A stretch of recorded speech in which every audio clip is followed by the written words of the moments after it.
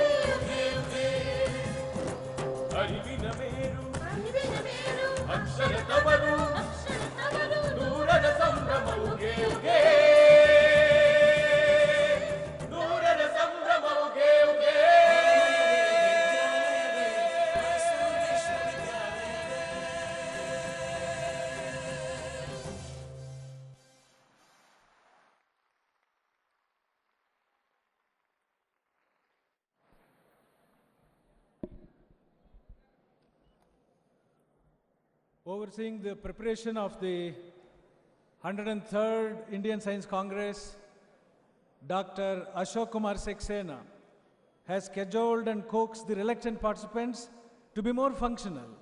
He has patted on the backs of those who have really slogged during the run-up to this big event. He has endeared himself to one and all by his simplicity and sincerity. Now I call upon Dr. Ashok Kumar Saxena, the General President of the Indian Science Congress Association, ISCA, to deliver the welcome speech.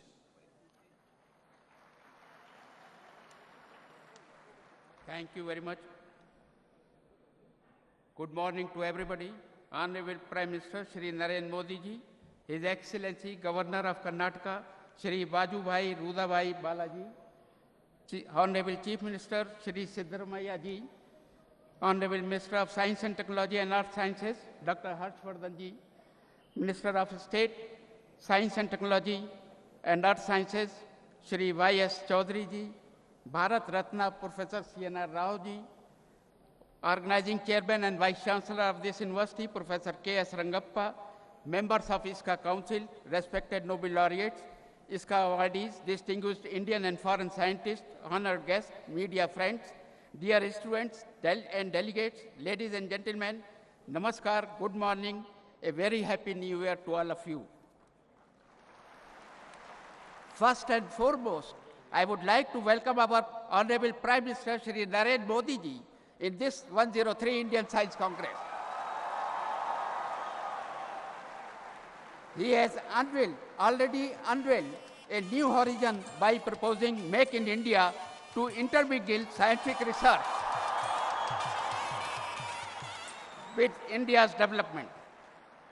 I also welcome Honorable Governor of Karnataka, Shri Vajubhai Rudabhai Balaji, for his contribution in spreading of information, technology and sciences across our country. My sincere regards to the Honorable Chief Minister Shri Siddaramaiah ji for his effort in the development of Karnataka, one of the most advanced states of India in information technology. I welcome you, sir. Welcome to the Honorable Union Minister of Science and Technology and Earth Sciences, Dr. Harshvardhan ji. I, on behalf of the Science Congress, acknowledge his continuous, relentlessness efforts in scientific development of India. Honorable Union Minister of State and Science and Technology and Earth Sciences, Shri Y.S. Chaudhary, I sincerely welcome you on this auspicious inaugural ceremony. Welcome to the Bharat Ratna Professor C.N.R. Rao. He has shown us the way of indigenous research for prosperity of Indian citizens. I also welcome Vice Chancellor of this university, Professor K.S. Rangappa. My sincere gratitude to you, sir, for hosting the Indian Science Congress in your esteemed university. I welcome all the council members of ISKA for carrying the lamp of science across the entire country. Last but not the least, I welcome all the Nobel laureates, ISKA awardees, Indian and foreign scientists, honored guests, and all those who are present here in this inaugural function in the heritage city of Mysuru and the lovely green campus of this university. I am indebted to the Council of ISKA and well-wishers for electing me the General President for the present year 2015-16. ISKA is the century-old largest organization with 40,000 scientists nurturing the progress of science in India.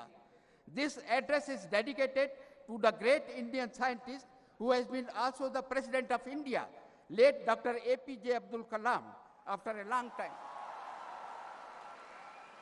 After a long time, the Children's Science Congress of ISKA will not be inaugurated by India's missile man. I have selected the subject, Science and Technology for Indigenous Development in India, as a focal theme for this session of ISKA. I believe this broad area of national relevance will lead to coordinated interdisciplinary and integrated research effort. Historically, in 1965, our Prime Minister, late Shri Lal Bahadur Shastri, gave the slogan, Jai Jawan, Jai Kisan. A country cannot prosper without the strength of its military and farmers. In 1998, after the Pokhran test, the then Prime Minister of India, Shri Atal Bihari Vajpayee, added another dimension to the slogan by changing it to Jai Jawan, Jai Kisan, Jai Vigyan. It is equally important for the country to be self-sufficient and strong in the field of science and technology. Recently, our Prime Minister Shri Narendra Modi ji stated that India is the only country in the world which offers the unique combination of democracy, demography, and demand. He has already invited foreign investors to invest in India with the famous Make in India slogan. Moreover, he has also stressed on government's initiatives for skill development to ensure the availability of skilled manpower required for the manufacturing. Science and technology can help to translate this idea, thereby creating new jobs in India. Thus, science and technology not only helps in Make in India, but also opens new opportunities for Made in India. I believe there is an urgent need to put additional emphasis on indigenous technology development in our country. Such an indigenous development guided by our own science and technology holds the key for the evaluation, realization of Made in India in the long run. A country cannot prosper if it is not self-sufficient in the field of science and technology. If the science and technology is indigenous, huge money could be saved towards intellectual rights. Made in India will go hand in hand with science and technology for indigenous India and will give a own identity in science and technology to make India as a superpower and a global leader. We are proud that less than 3 months after being Prime Minister Shri Narendra Modi proposed the idea in the UN General Assembly, adopted an India-led resolution declaring June 21 as the International Day of Yoga, recognizing that yoga provides a holistic approach to health and well-being. I believe that the day is not far away when, riding on the wings of indigenous science and technology, India will achieve new heights. In the end, on behalf of the ISKA, my heartiest congratulations on the occasion of the centenary year of Mysuru University, whose motto is Hani Gyanesham Sadashracham, meaning nothing compares with the knowledge. Jai Hind. Thank you. It's my proud privilege to welcome Dr. Ashok Kumar Saxena ji, the General President of Indian Science Congress Association. Dr. Harshvardhan ji successfully implemented the Pulse Polio program as the State Minister of Health in 1994. Dr. Harshvardhan has won many assembly elections and as Member of Parliament represented Chandni Chowk, and as Minister of Science and Technology, Government of India, he belongs to the entire country. Dr. Harshvardhan has received many awards. IMA President's Special Award of Appreciation by the Indian Medical Association in 1994, Polio Eradication Champion Award by the Rotary International in 2001, Doctor of Last Decade, Swastha Ratna by IMA's New Delhi branch in 2002, to name only a few. Now I request Dr. Harshvardhan ji, the Honorable Minister of Science and Technology and Earth Sciences, Government of India, to speak on the occasion. Honorable Prime Minister, Honorable Governor of Karnataka, Honorable Chief Minister of Karnataka, my colleague in the ministry, Shri Y.S. Chaudhary, Bharat Ratna Dr. Rao, President of the Association, Dr. Saxena, future President next years of the Association, Dr. Rao, and very popular Vice Chancellor of the Mysuru University, Professor Rangappa,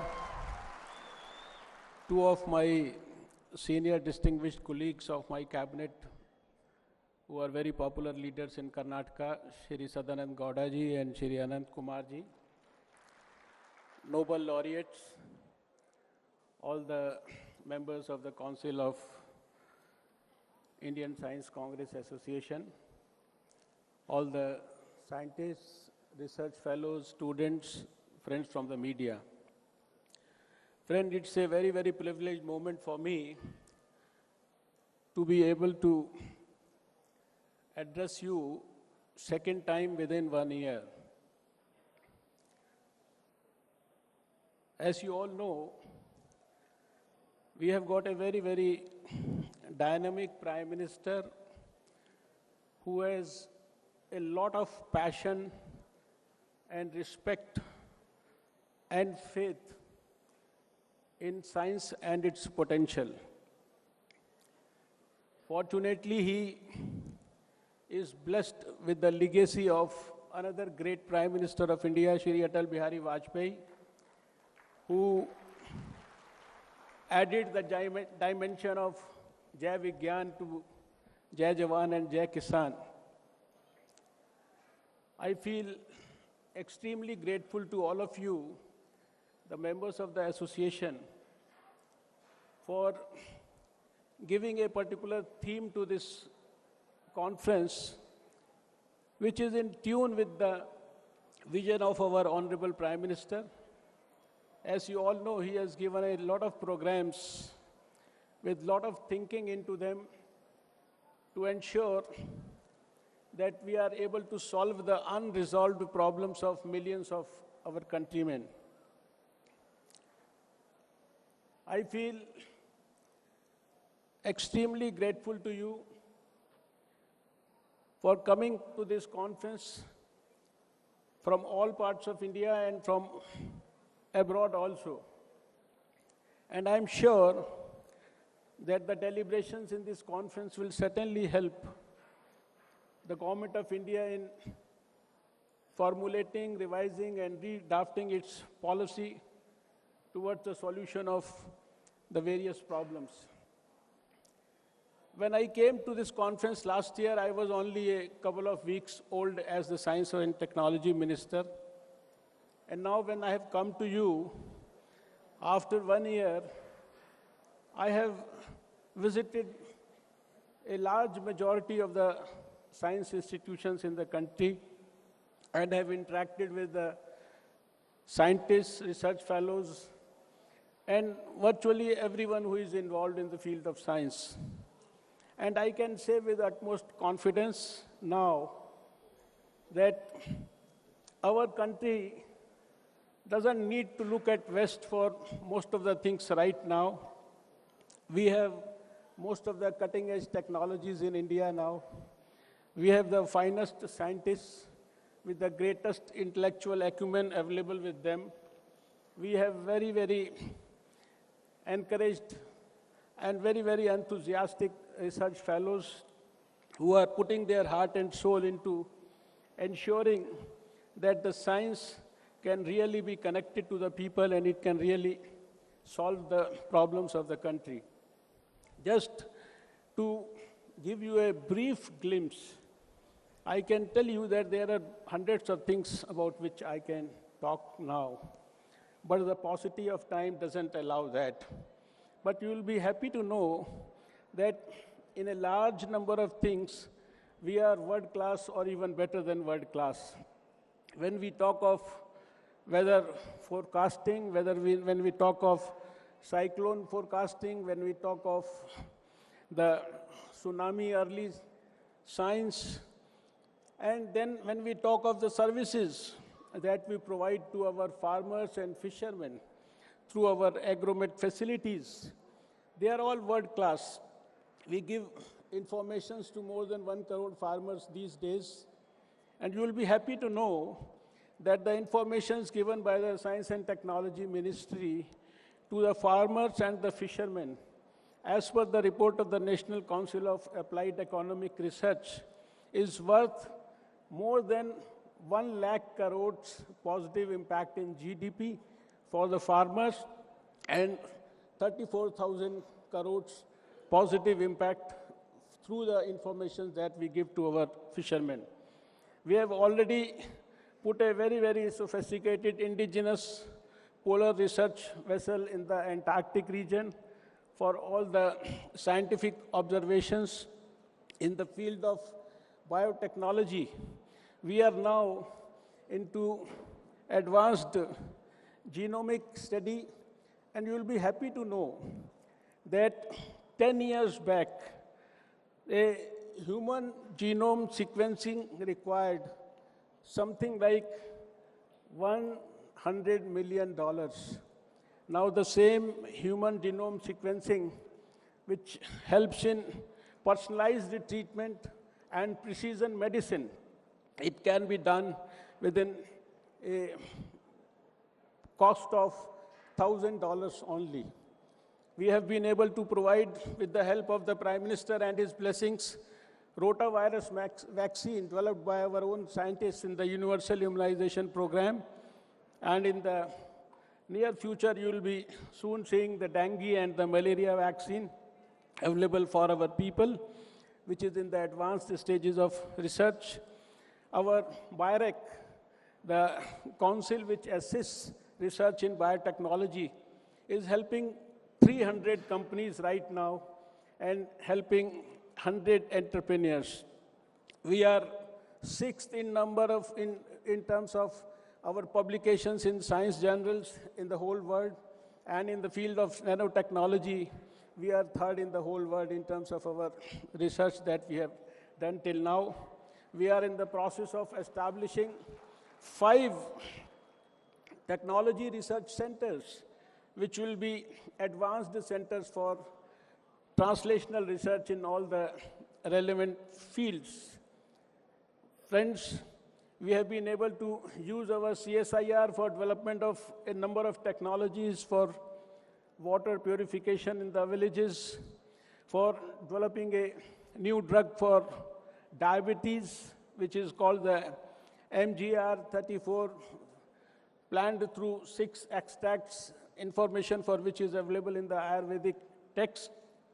Our Drishti system, which ensures good quality visibility for our pilots for takeoff and landing, has been developed with the help of IMD and the CSIR. And it is not only this.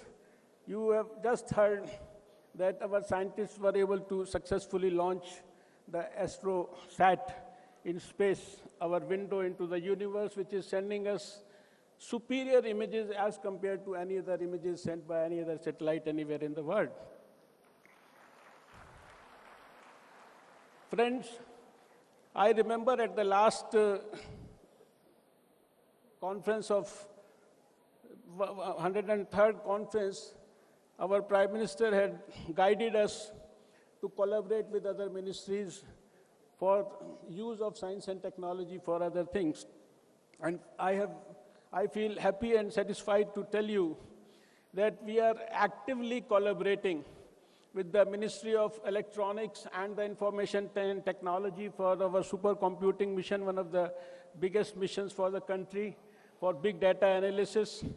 We are collaborating with the Ministry of Railways for ensuring that in future times we could see a solar train running, we could ensure fuel efficiency, we could ensure emission control norms, and many other things like controlling and visibility improvement for fog, etc. And similarly with the HRD ministry also. We are actually collaborating also along with them, with the industry, for ensuring that schemes like Avishkar and other schemes are used where we can collaborate for the research. Friends, there are a number of things that we have done in the last 1 year. Time is short, but I feel contented and certainly satisfied. I don't want to get into the glorious past of Indian science and the supremacy that India always enjoyed in science over the years, because I still remember that my remarks about the antiquity of the Pythagoras theorem at the last conference, they got more space in the newspapers than they deserved. And they got precedence over the progress on many important things like climate change, biotechnology, and earth sciences. And many of the great publications of the scientists and the mathematicians at the last conference, they got scant attention. So I'm not going to get into the glorious past of science and technology that we enjoy in this country, but I can assure you that we have a very, very able Prime Minister who keeps track of everything, who gives us his wisest ideas, who doesn't have a scientist's background, but I think he knows much more science than many of us. This is what we have learned, at least during our last 1 year's association with him.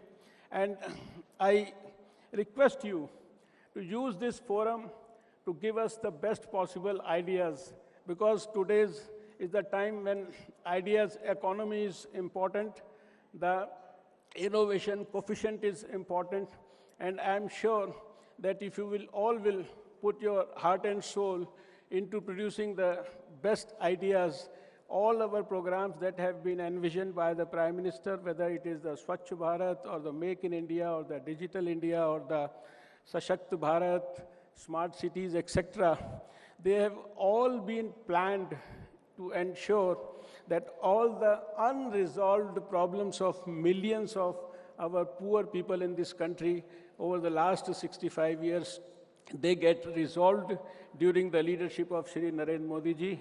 We look forward to all of you for all your wise support. Thank you for a patient hearing. Namaskar. Jai Hind.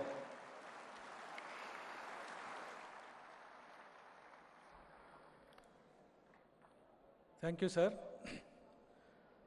The Honorable Chief Minister of Karnataka is a product of the University of Mysuru. He has recorded his love of his alma mater through his munificent help. Hailing from the rural background, the Honorable Chief Minister knows the value of learning. The university is bound to cross many more milestones with his generous support. Now I request the Honorable Chief Minister of Karnataka, Shri Siddaramaiah, to share his thoughts on the occasion.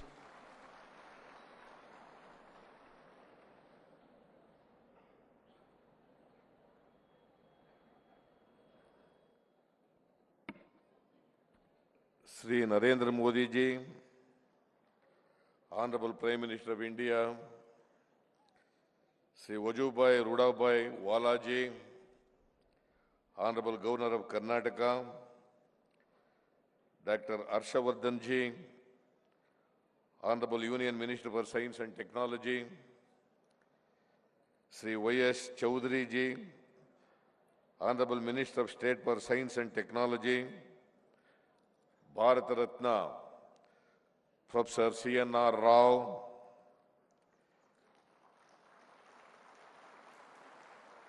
Dr. Ashok Kumar Saxena ji, General President, Indian Science Congress Association, Professor K.S. Rangappa, Vice Chancellor of the University of Mysuru,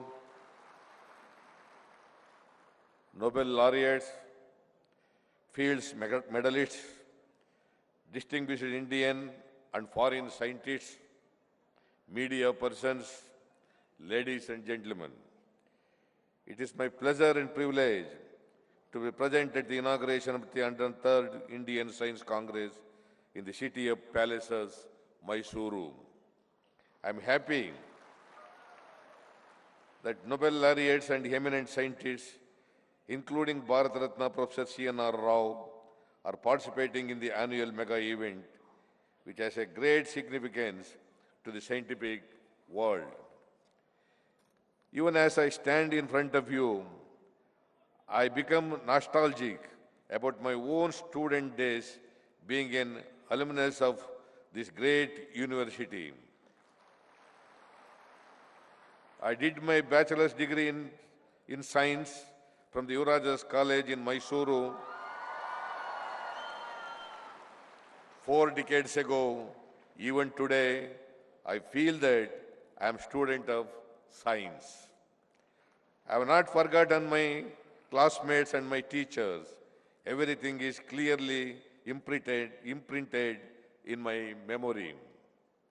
The values that I have learned as a college student have stood me in good stead, and I can say that those values are guiding me even today in my public life.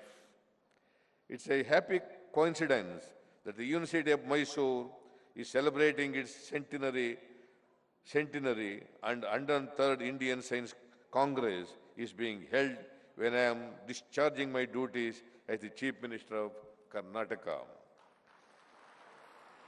This university, established by the Maharaja of Mysuru, Sri Nalvadi Krishraja Vadiyar, was a great visionary, has served our people as a great source of enlightenment in the last 100 years. The great poet laureate Dr. K.V. Puttappa, popularly known as Kuvempu, who also learnt and taught in this university, has drawn clear guidelines for our onward march with this unfailing rational outlook and scientific understanding of reality. Kuempu's concept of Vishwamanava, the world citizen, embraces the entire humanity, breaking all barriers of caste, color, and creed. He has taught us how we can break our narrow domestic walls and mingle with the rest of humanity as brothers and sisters. Realizing the premier position occupied by the University of Mysuru, the government of Karnataka has accorded it the title of Innovative University.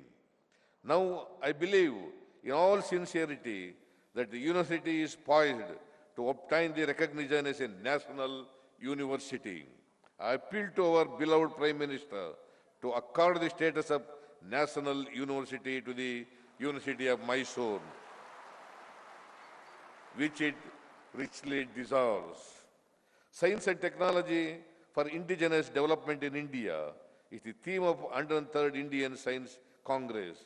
Development of science and technology requires an enduring collaboration between the government, the industry, and the academia.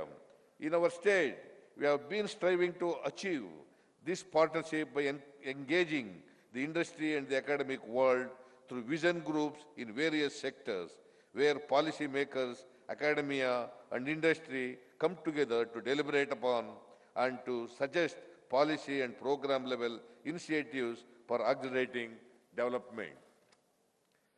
Karnataka is perhaps the only state in the country to constitute a vision group for science and technology.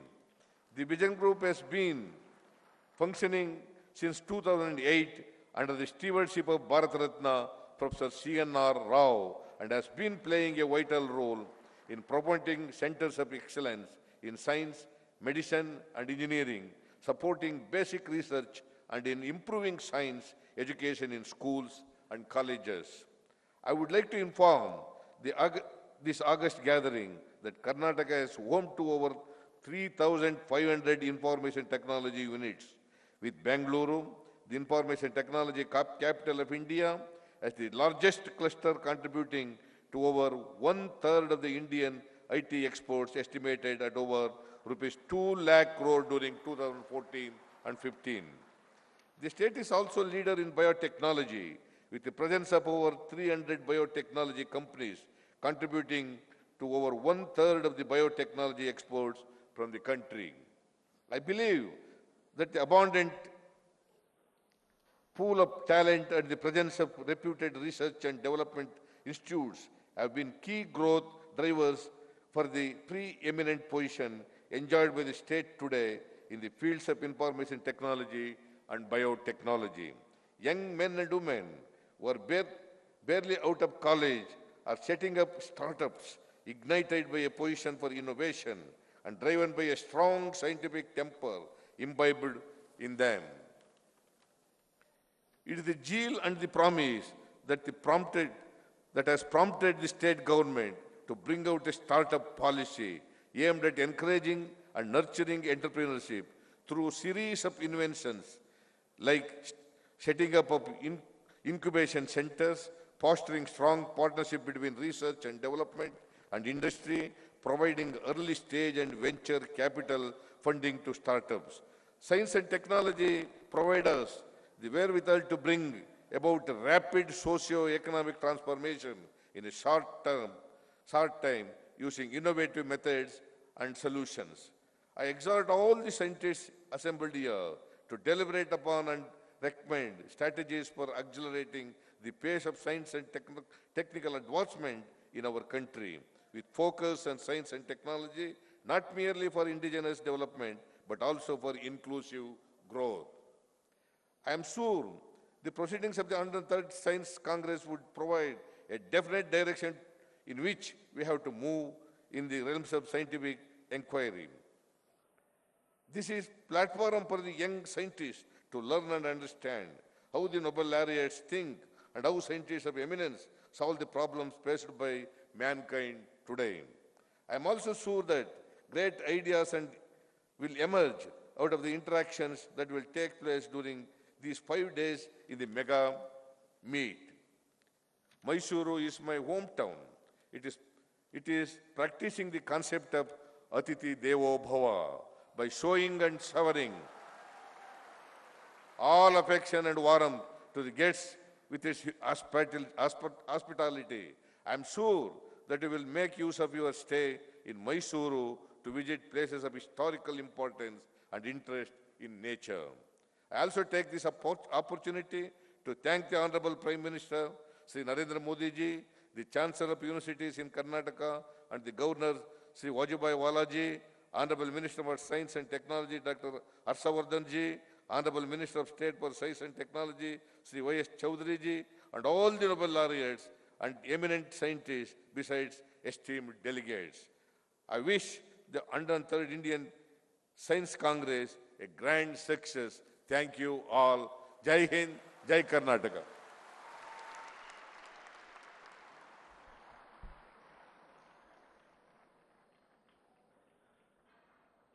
Thank you, sir. Now we request the Honorable Prime Minister of India to release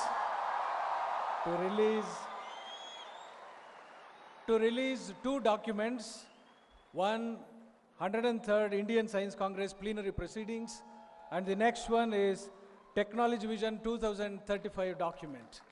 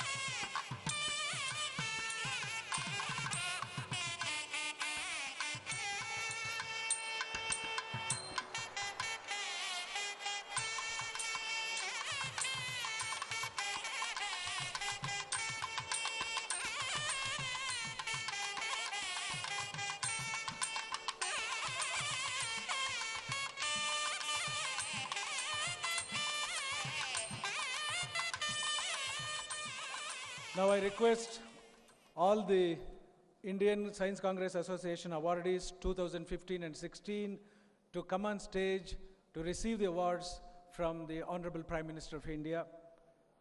And at the same time, the Nobel laureates are also going to be felicitated. And I also request the Vikram Sarabhai Memorial Awardee, Dr. M.Y.S. Prasad, who was the awardee in 2014 and 15. I request all the members, the awardees, to come on stage one by one as the name is called. Professor Premendu Prakash Mathur has won the Ashutosh Mukherjee Memorial Award. Professor Premendu Prakash Mathur. Next, Dr. Venkateramana N.K. C.V. Raman Birth Centenary Award. Mr. Satyamurthy Lakkavalli P.C. Mahalnobis Birth Centenary Award. Professor Dinesh Kumar H.J. Bhabha Memorial Award. Dr. Tarun Kant B.P. Paul Memorial Award. Dr. J.N. Murthy Millennium Plaque of Honor. Dr. C.N. Manjunath Millennium Plaque of Honor. Professor Aditya Shastri J.C. Bose Memorial Award. Professor Bhola Ishwar M.K. Singhal Memorial Award.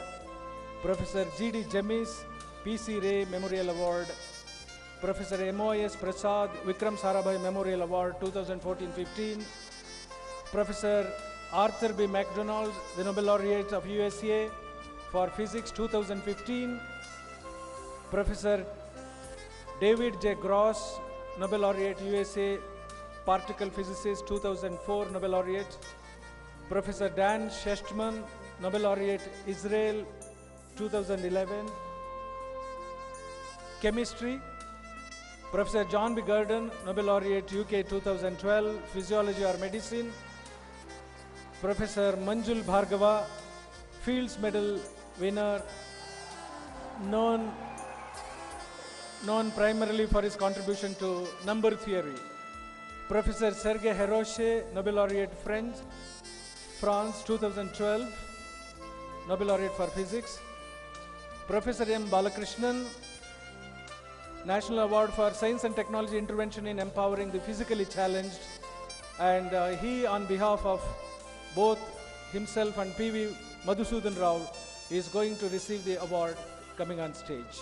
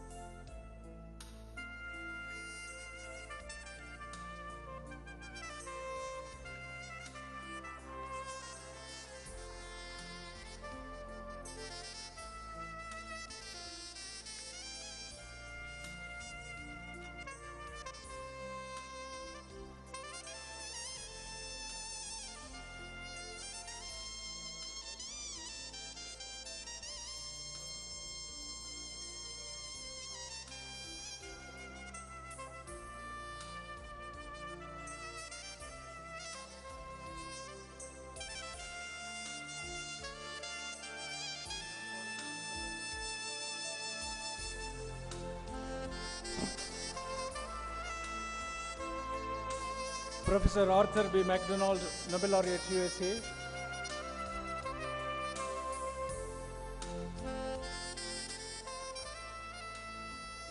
Professor David J. Gross, Nobel Laureate, USA. Particle physicist, 2004 Nobel.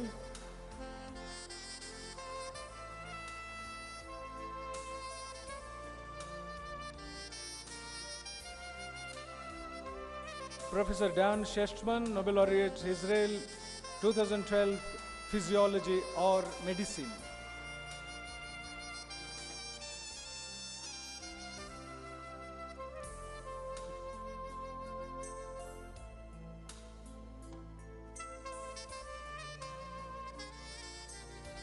Professor John B. Gurdon, Nobel Laureate, UK, 2012.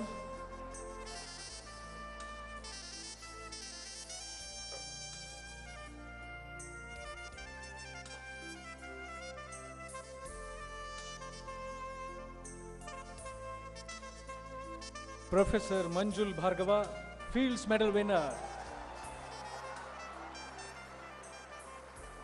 known primarily for his contribution to number theory.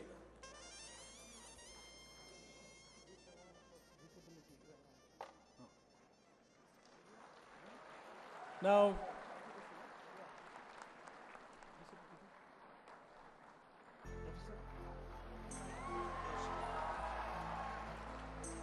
Professor Sergei Heroshe, Nobel Laureate from France, 2010 Nobel Laureate for Physics.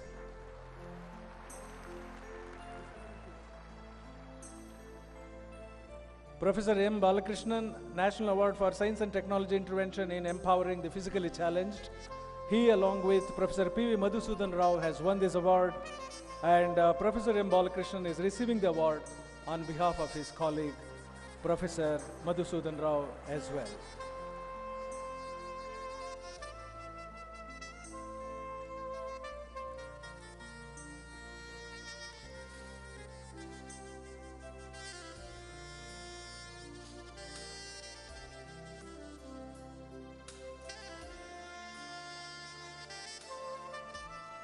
Ladies and gentlemen, when he speaks, the landscape listens. When he speaks, the landscape listens. His mastery over the events of the world is astounding. His problem-solving acumen is breathtaking. He is honestly trying to find an answer to myriad issues facing our country. He walks with strides that match his unbounded courage and optimism. He speaks with the authority of a leader whose words radiate from the womb of conviction. Here is a man who is forged in the smithy of the soul of 1.2 billion people of India.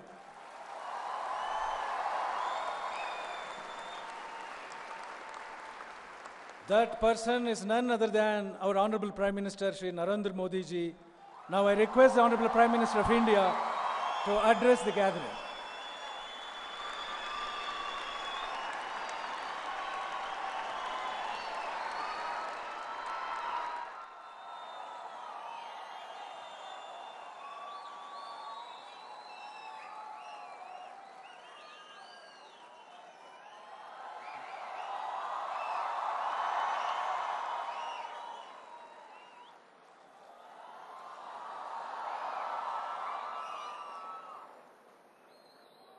Governor of Karnataka, Sri Vajubhai Vala, Chief Minister of Karnataka, Sri Siddaramaiah ji, my cabinet colleagues, Dr. Harshvardhan and Sri Y.S. Chaudhary, Bharat Ratna, Professor C.N.R. Rao, Professor A.K. Saxena, Professor K.S. Rangappa, Nobel laureates and field medalists, distinguished scientists and delegates. It is a great pleasure to begin the year in the company of leaders of science and technology from India and the world.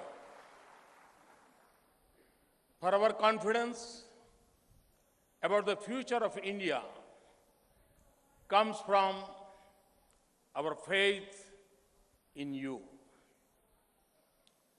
It is a huge honor and privilege to address the 103rd Science Congress in the centenary year of the University of Mysuru.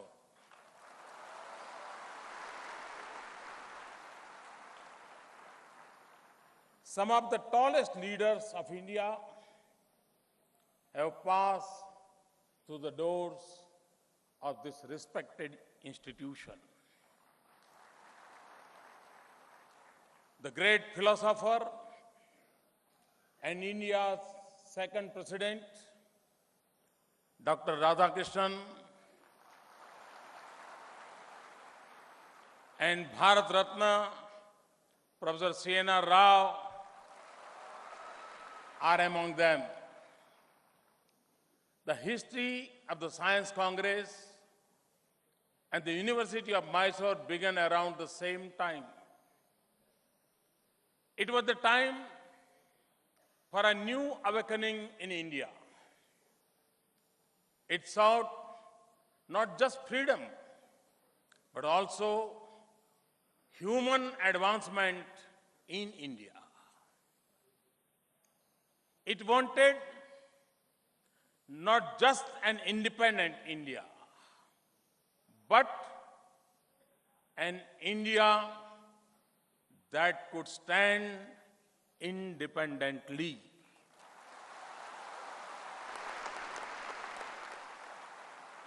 On the strength of its human resources, scientific capabilities, and industrial development. This university is a testimony to the vision of a great generation of Indians. Now, we have launched yet another revolution of empowerment and opportunities in India. And we are once again turning to our scientists and innovators to realize our goals of human welfare and economic development. The world has progressed because of human instinct to inquire and explore for knowledge, but also to address human challenges. No one reflected this spirit more than late President Dr. APJ Abdul Kalam.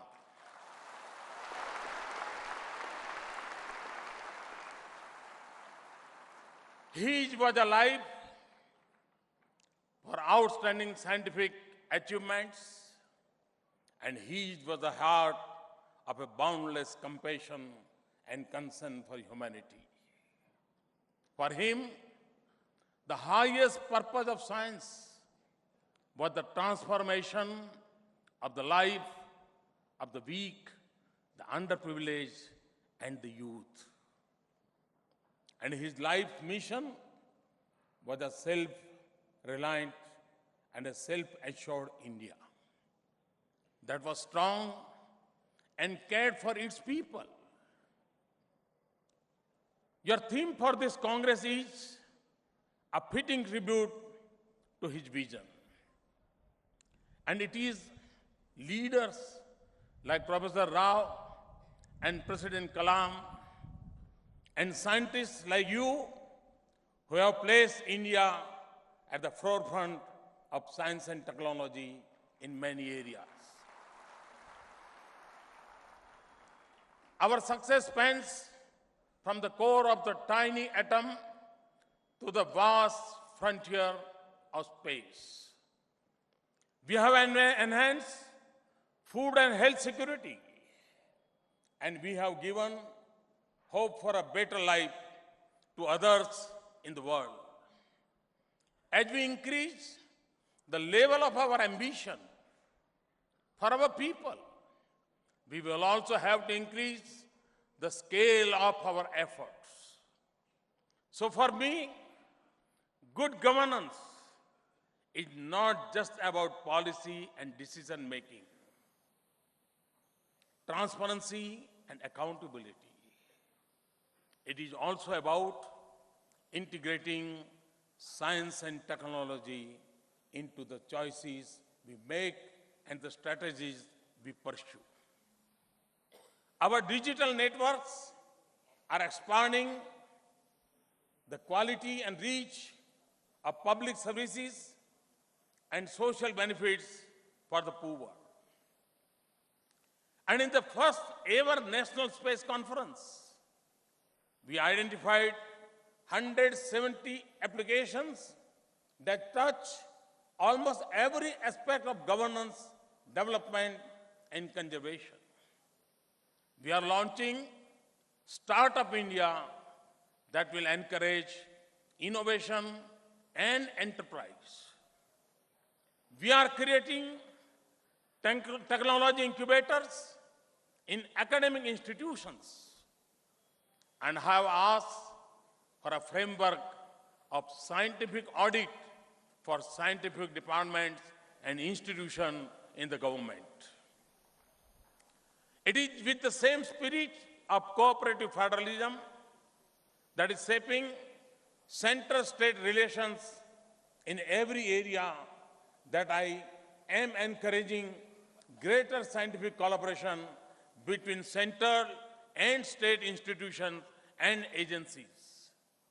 We will also try to increase the level of resources for science and deploy them in accordance with our strategic priorities.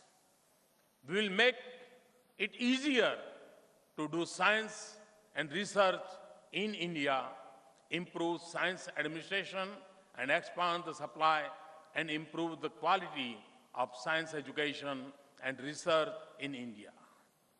At the same time, innovation must not be just the goal of our science. Innovation must also drive the scientific process. Frugal innovation and crowdsourcing are examples of efficient and effective scientific enterprise. And innovation in approach is not just the obligation of the government, but also the responsibility of the private sector and academia. In a world of resource constraint and competing claims, we have to be smart in our defining our priorities. And it is especially important in India, where challenges are many and the scale is enormous, from health and hunger to energy and economy. Distinguished delegates, today I wanted to speak to you about one of the biggest challenges of the world and one that dominated global attention last year. To define a path to a more prosperous future for our world and a more sustainable future for our planet. In 2015, the world took two historic steps. Last September, the United Nations adopted the Development Agenda for 2030.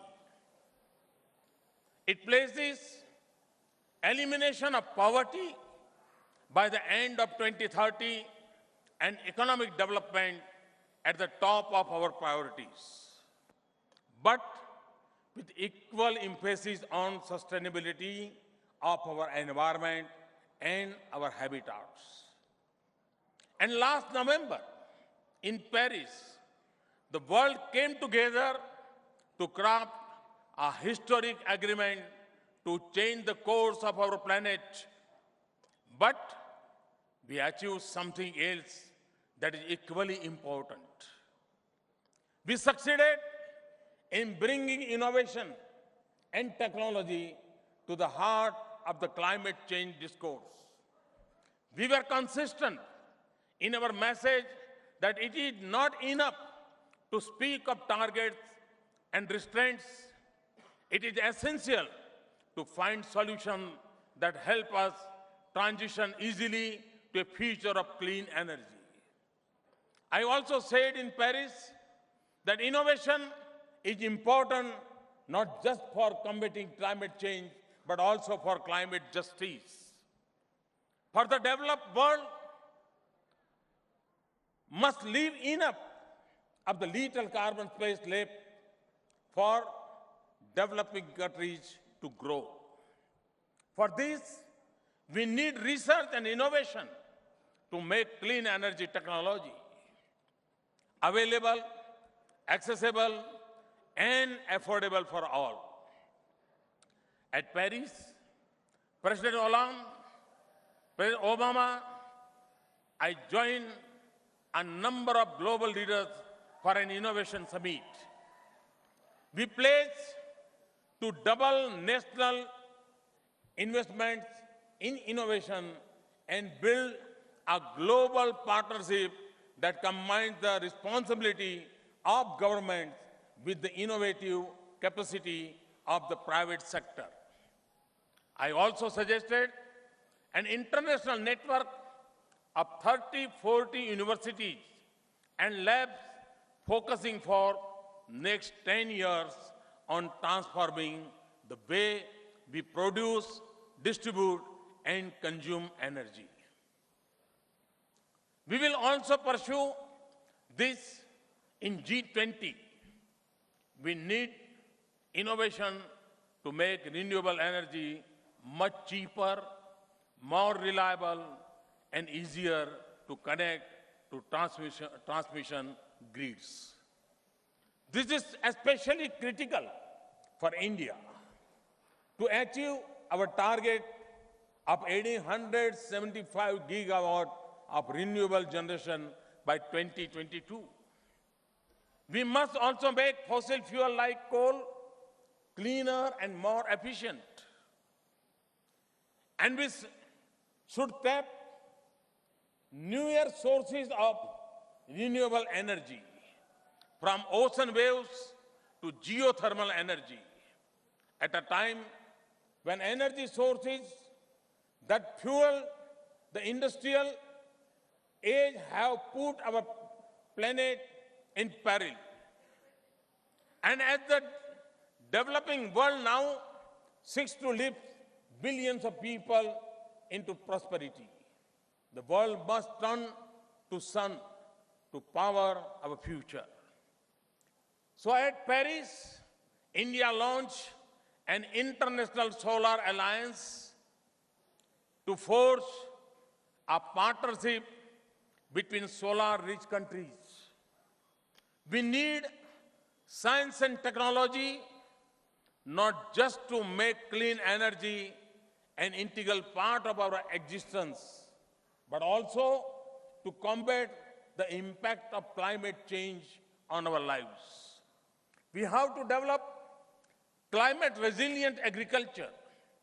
We must understand the impact of climate change on our weather, biodiversity, glaciers, and oceans, and how to adjust to them. We must strengthen our ability to forecast natural disasters. Distinguished delegates, we must also address the rising challenges of rapid urbanization. This will be critical for a sustainable world. For the first time in the human history, we are in an urban century. By the middle of this century, 2/3 of the world's population will live in cities.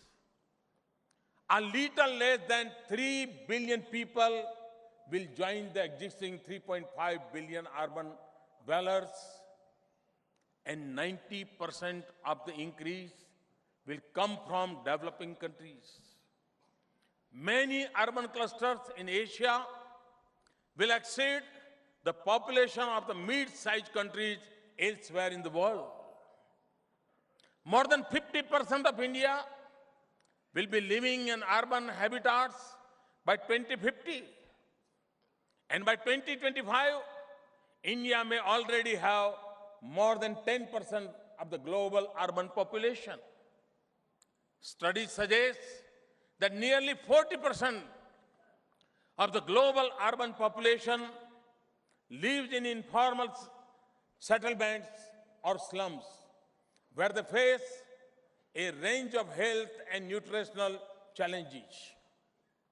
Cities are the major engines of economic growth, employment opportunity, and prosperity.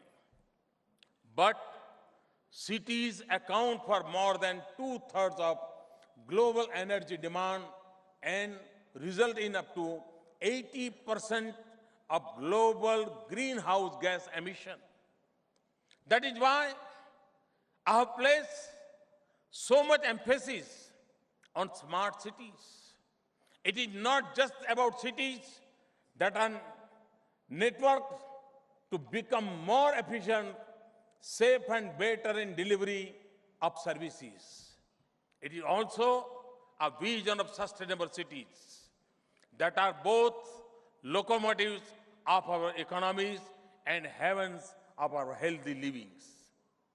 We will need sound policies to achieve our goals, but we will rely on science and technology to provide creative solutions.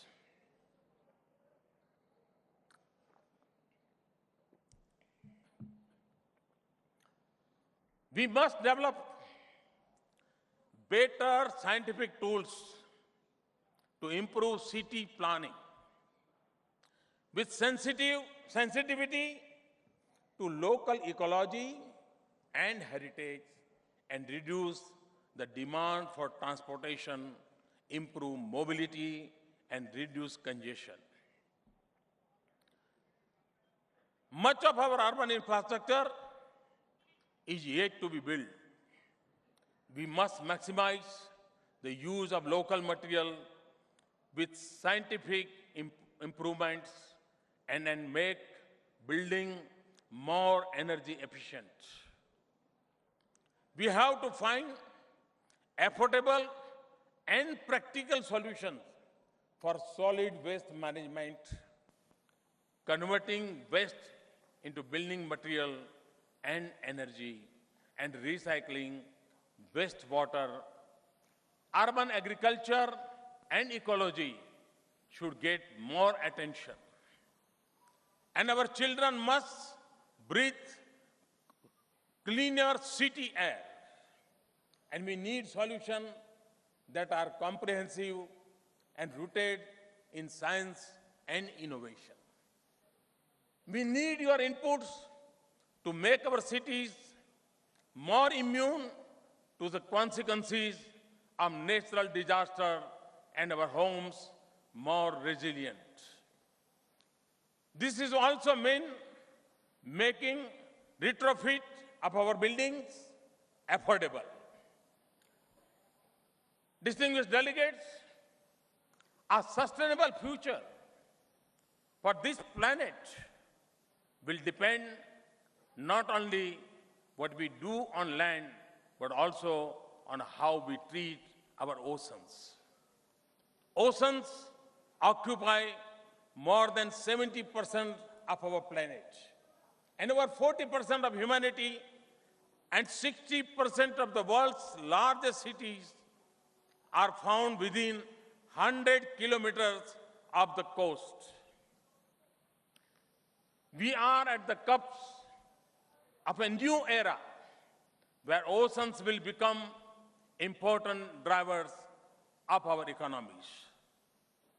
Their sustainable use can bring prosperity and give us clean energy, new medicines, and food security beyond just fisheries.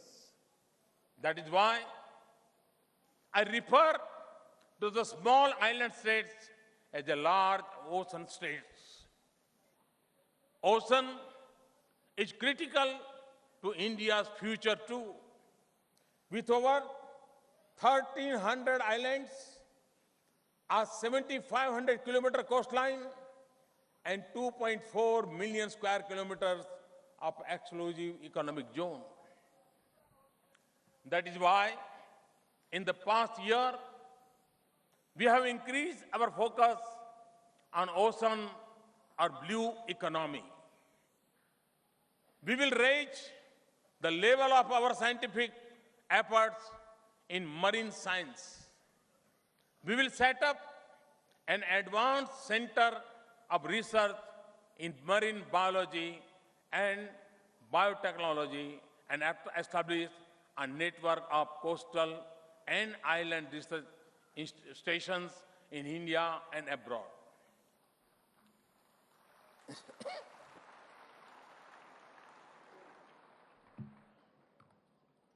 We have entered into agreements on marine science and ocean economy with several countries.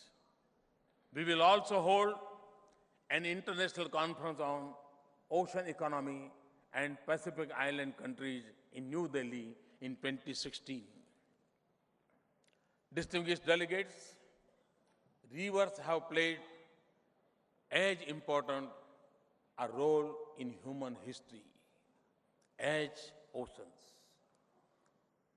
Civilizations have been nurtured by rivers, and rivers will remain critical for our future.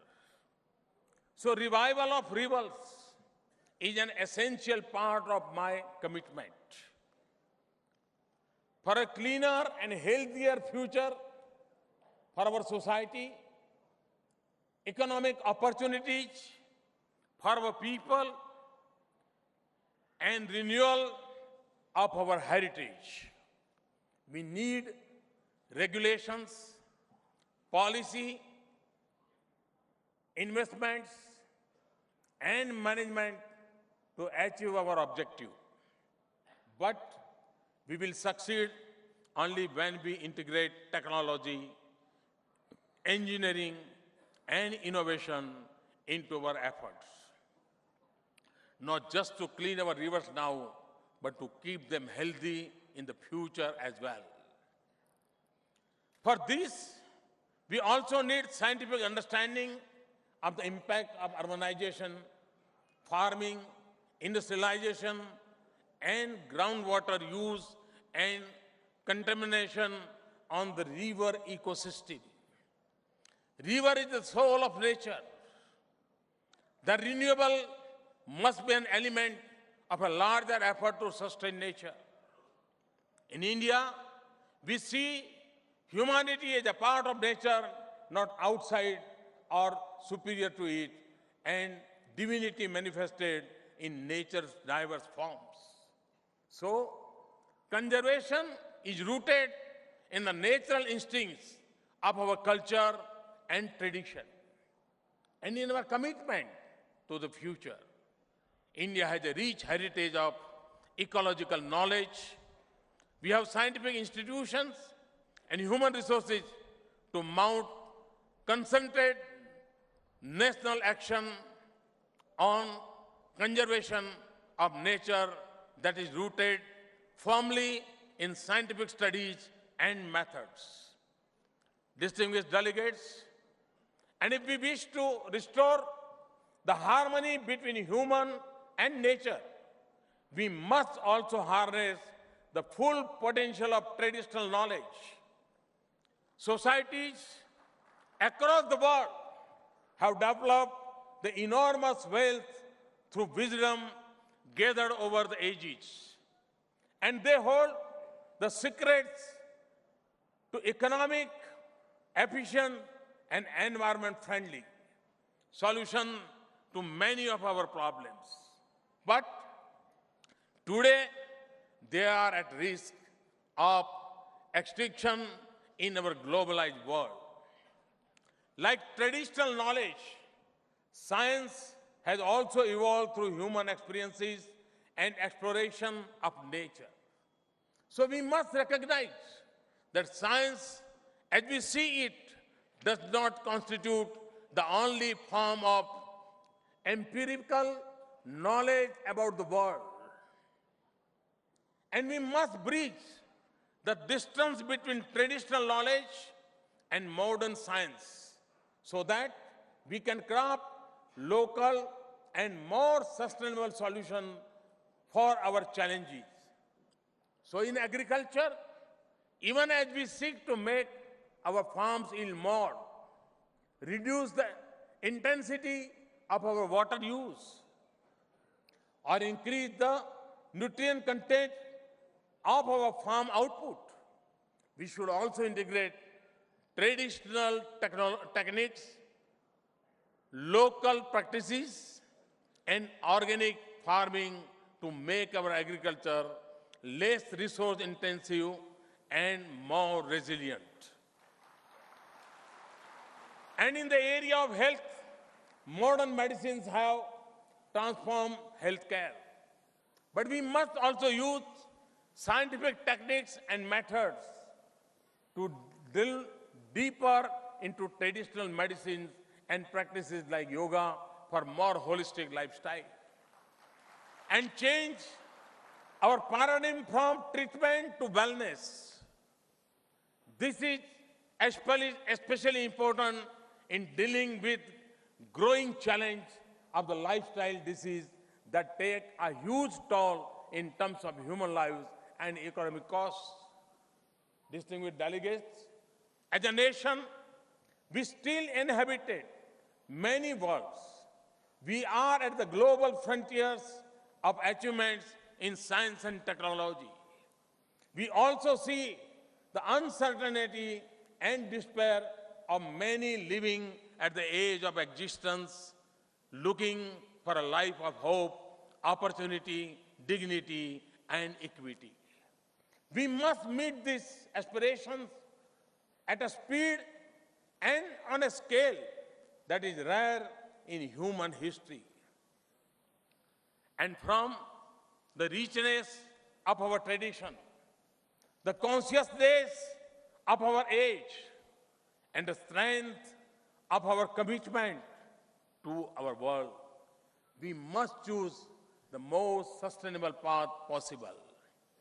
The success of 1/6 of humanity will also mean a more prosperous and a sustainable future for the world.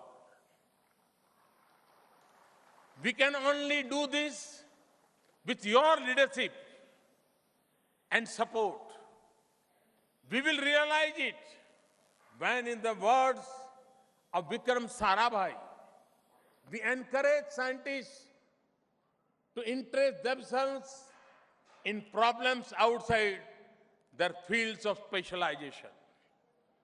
And the impact of science will be the most when scientists and technologists will keep the principles of what I call 5 E's of their inquiry and engineering. First E, economy. When we find cost-effective and efficient solutions. Second, environment. When our carbon footprints is the lightest and the impact on the ecology is the least possible. Third, energy. When our prosperity relies less on energy and the energy we use keeps our sky blue and our earth green. Fourth, empathy. Empathy. When our efforts are in tune with our culture, circumstances, and social challenges. And fifth, equity. When science advances, inclusive development, and improves the welfare of the weakest. This year, we mark 100 years of a significant moment in the history of science.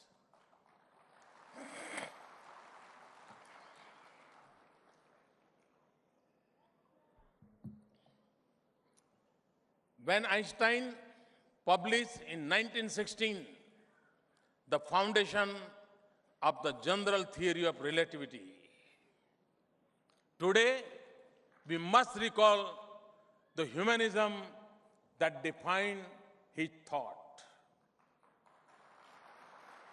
Concern for man himself and his faith must always form the chief interest of all technical endeavors.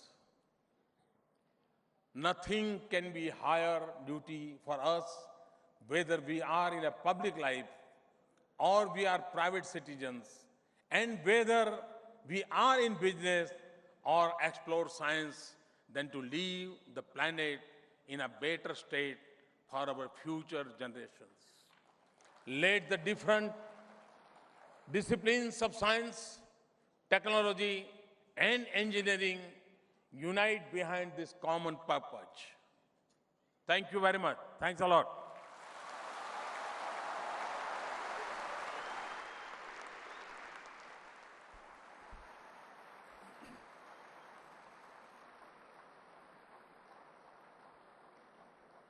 Thank you very much, sir, for your very, very inspiring speech.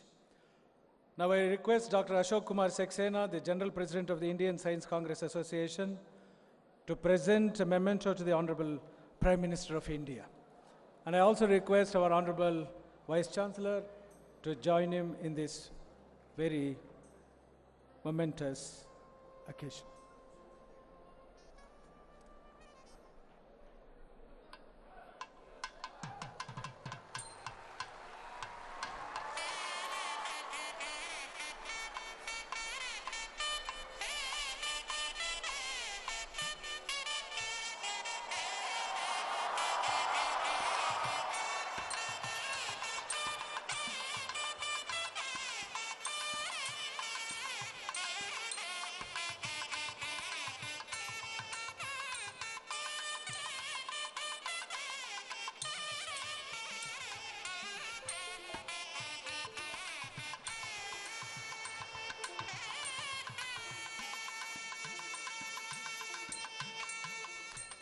Now I request our Honorable Vice Chancellor to felicitate the other dignitaries on the dais.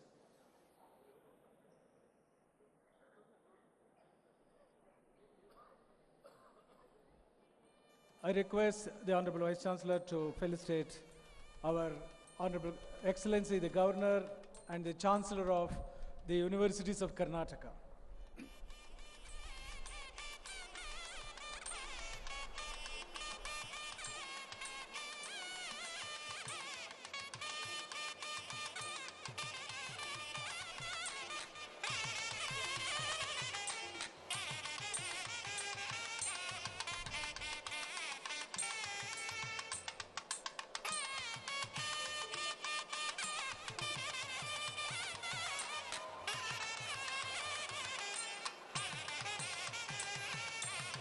I request the Honorable Union Minister of Science and Technology, Shri Harshvardhanji, to receive the honor.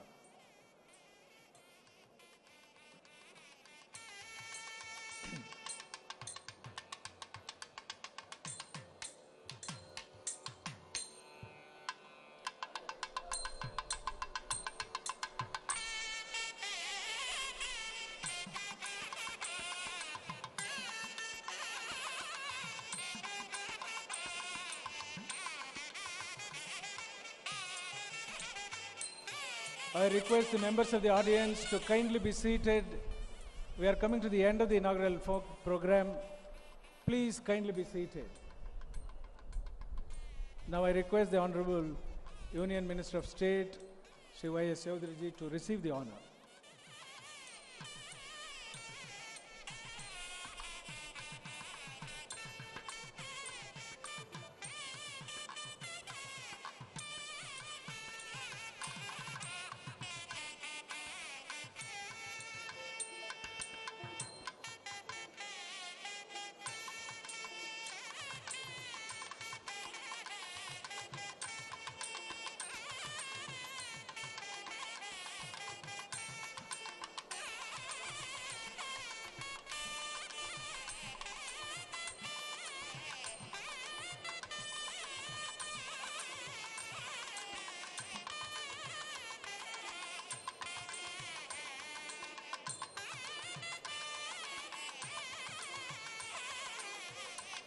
We are indeed happy to honor our own Chief Minister of Karnataka, Shri Siddaramaiah ji.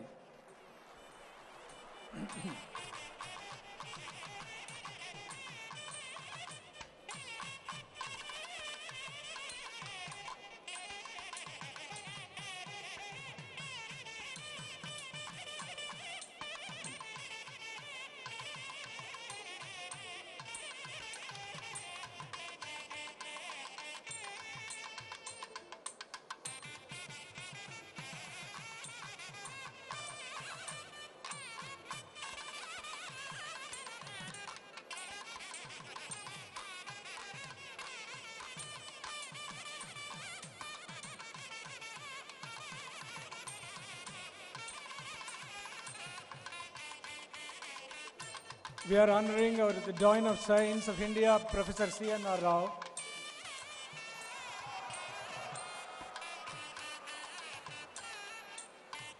Who is going to deliver Sir M. Vishwesvaraya lecture immediately after the inaugural function.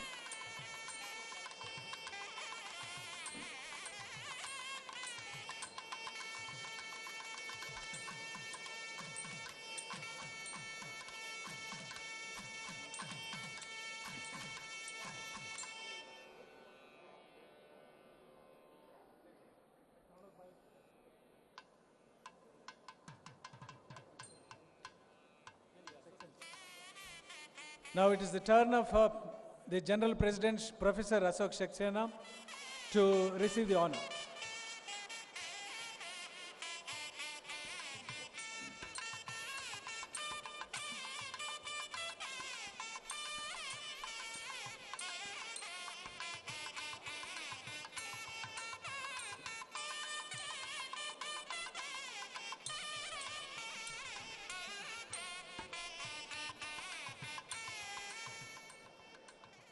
The 103rd Indian Science Congress came to Mysuru as the university is celebrating its centenary.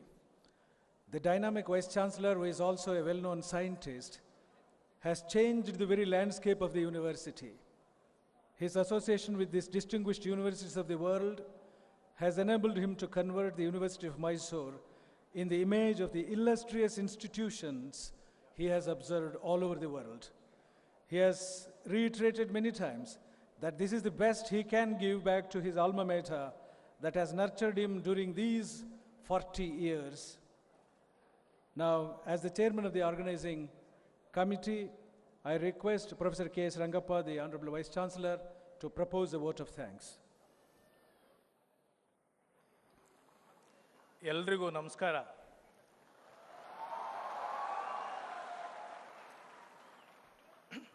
This is undoubtedly an overwhelming experience, anybody in my position would have felt the same. Surely, the august presence of the Honorable Prime Minister of India, the Governor and Chancellor of our university, the Honorable Chief Minister, the Honorable Union Ministers, Bharat Ratna Professor C.N.R. Rao, the Nobel laureates, the distinguished scientists, and the huge gathering of the delegates is an unprecedented event. At the outset, it's my moral obligation to pay the heartfelt tributes to the memory of the erstwhile King Nalvadi Krishnaraja Vadayar and his trusted Diwan, Sir M. Vishwesvaraya, whose vision and compassion brought our university into being exactly 100 years ago.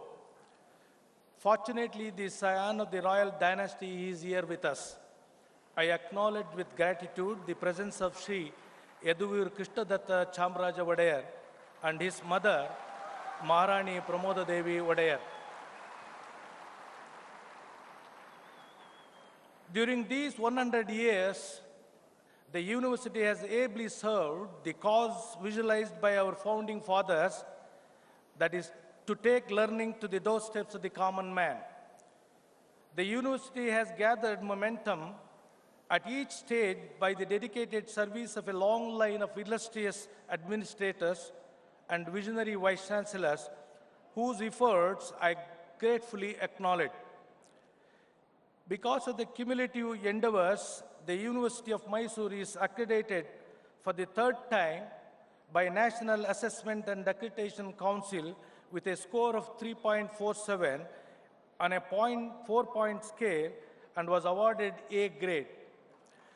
The university is a recipient of various grants under different prestigious Government of India schemes.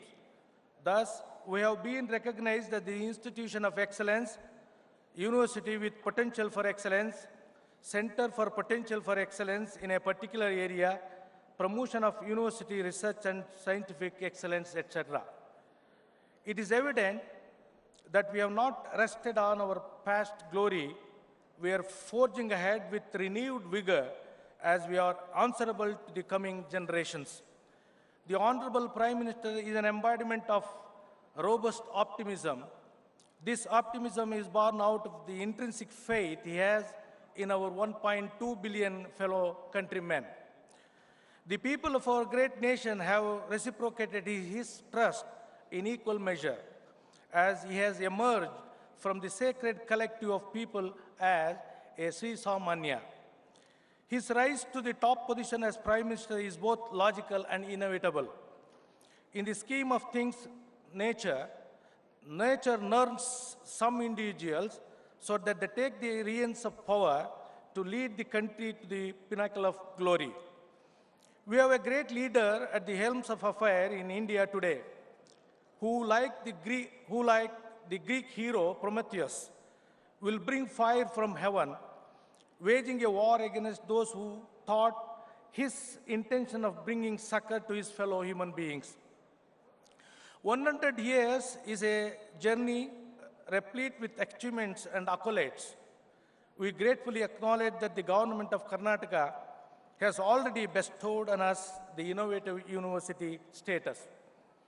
With the kind permission of all the dignitaries, I appeal to the Honorable Prime Minister to accord the National University status to the University of Mysuru so that his historic visit would be permanently etched in the annals of our university.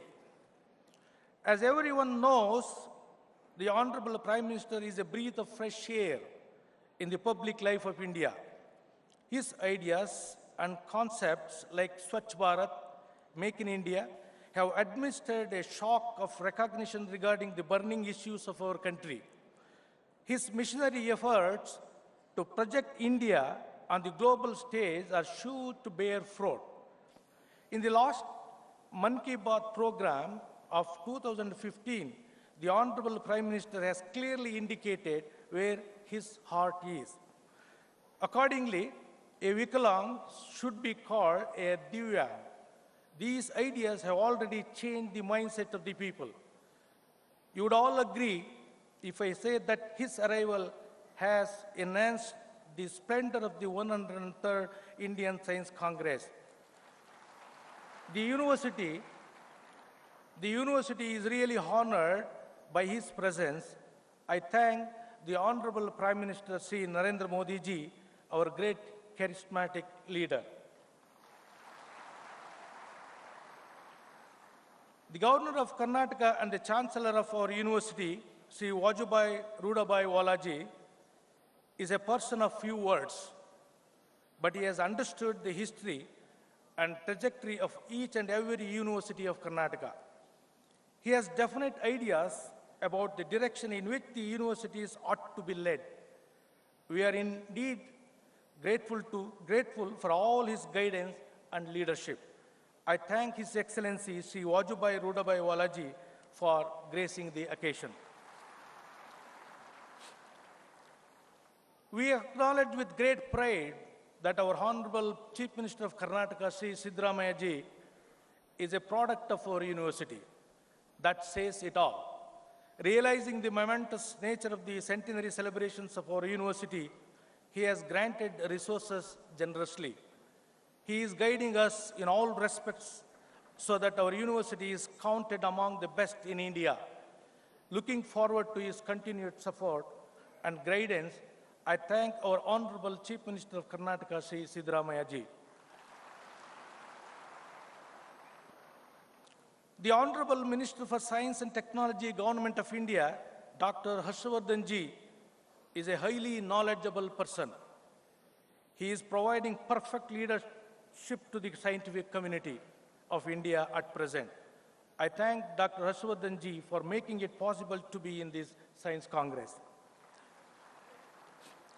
The Honorable Minister of State for Science and Technology, Sri Y.S. Chaudhary ji, is responding to all our scientific needs, keeping in mind the vastness of our country. I thank the Honorable Minister, Sri Y.S. Chaudhary ji, on this occasion. Bharata Ratna Professor C.N.R. Rao is the doyen of Indian science. He is a great institution builder, besides being an inspiring teacher. His contribution to the field of science as a mentor is immense. It is a great honor to acknowledge that he is also the distinguished alumnus of our university. I thank him for all his help and guidance. The General President of Indian Science Congress Association, Dr. Ashok Saxena, is simple and straightforward. His wisdom has marshaled us and has kept everything ready for the smooth running of 103rd Indian Science Congress in our country, in our university. I thank Dr. Ashok Saxena ji sincerely. It's my proud privilege to thank the Nobel laureates, Professor John B. Gordon, Professor David Grass, Professor Sedge Hawk, Professor Rattu MacDonald, Dr. John Sheshman, and the Fields Medal winner, Professor Manjul Bhargav, and distinguished scientists. I congratulate the Indian Science Congress Association award winners and thank them for their presence. I thank all the delegates from India and abroad for evincing keen interest in this Science Congress. The organizing committee, led by Professor N.B. Ramchandra and Professor D.D. Somsekara, has taken care of all the arrangements. I acknowledge the services rendered by them and an army of academics and volunteers. Their unblinking alertness has lifted this 103rd Indian Science Congress to a different level. The registrars of all my registrars and former vice chancellors, present vice chancellors, and all my colleagues in the university have contributed their might by way of their wholehearted support. We are not new to the organizing huge seminars and conferences, but this Indian Science Congress eclipses all, owing to its size and the logistics involved. Hence, I appeal to each one of you to bear with us so that we can respond to your needs without much delay and make your stay during the Science Congress as comfortable as possible. I thank the Union Minister Sri Sadananda Gowda ji Shri Anant Kumar ji, Shri Siddheswar ji, and members of the Parliament, ministers, members of the Legislative Assembly, members of the Legislative Council, members of the Syndicate and Academic Council, my colleagues, both teaching and non-teaching, all the participants, members of the media, my special thanks to Doordarshan for taking this historic program to the viewers in 58 different countries. With these few words, I once again thank our Honorable Prime Minister, Shri Narendra Modi ji, and all other dignitaries and everyone present in this August Assembly. Thank you, one and all. Thank you. Thank you, sir. Now the procession leaves the stage. I request all the members of the audience to keep standing.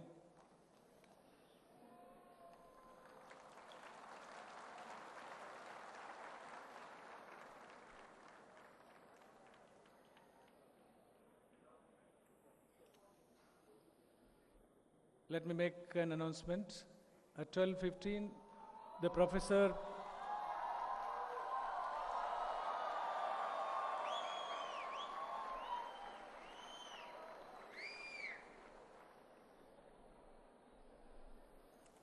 At 12:15, Professor C.N.R. Rao is going to address you on the topic Doing Science in India. Kindly be present.